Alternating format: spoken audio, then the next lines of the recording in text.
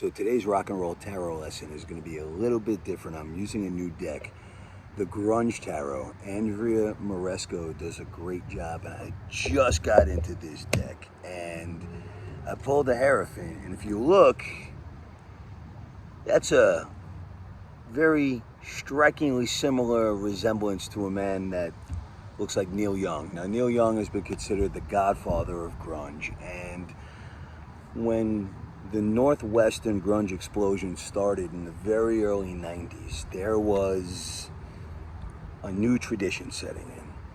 The hair bands were going away, the decade of decadence was falling, and this new, more serious, more almost visceral, but really cerebral version of rock and roll was emerging.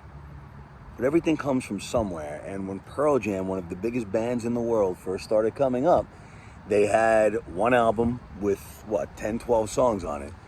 And at the end, they would do a couple of covers. One of the covers was Neil Young's Rockin' in the Free World, or The Who's Baba O'Reilly. And even though everybody called it Teenage Wasteland, there was a tradition there. And even though the grunge era represented something new, it still came from something familiar, something traditional.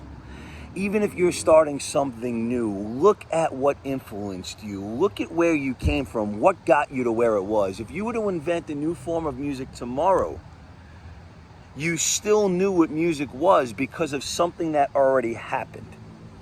So things just aren't created out of thin air, they evolve, and that's what the Hierophant is all about. If you're ready to start your new traditions, do not forget where your traditions are coming from. They're coming